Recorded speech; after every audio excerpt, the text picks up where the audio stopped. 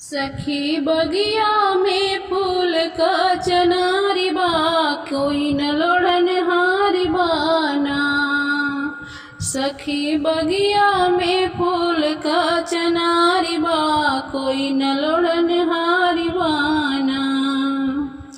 फूल लोड़े शंकर दानी, उनके साथ में पार्वती रानी। फूल लोड़े शंकर दानी, उनके हाथ में साथ में पार्वती महारानी। उनके हथवा में डमरू झंकार बा, कोई न लोढ़न हार बाना। उनके हथवा में डमरू झंकार बा, कोई न लोढ़न हार बाना। सखी बगिया में हो, सखी बगिया में फूल का चनारी बा, कोई न लोढ़न हार बाना। सखी बगिया में फूल का चनार बा, कोई न लोढ़न हार बाना।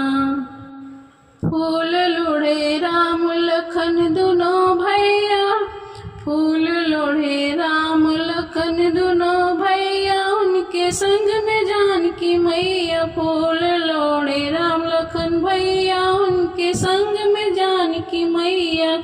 उनके हथवा में हो, उनके हथवा में तीर धनुष बाण बा, कोई न लोढ़न हार बाना।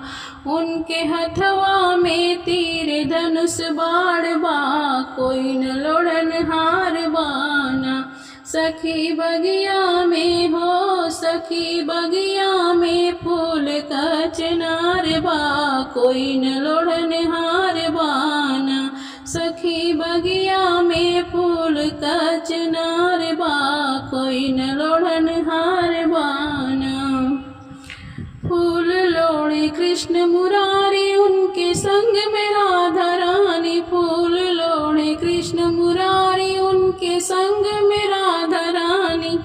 उनके हथवा में हो, उनके हथवा में बंसी का बहार बा, कोई न लोढ़न हार बाना। उनके हथवा में बंसी का बहार बा, कोई न लोढ़न हार बाना। सखी बगिया में हो, सखी बगिया में फूल का चनार बा, कोई न लोढ़न हार बाना। सखी बगिया में फूल का चनार बा, कोई न लोढ़न हार बाना। सखी बगिया में फूल का चनार बा, कोई न लोढ़न हार बाना।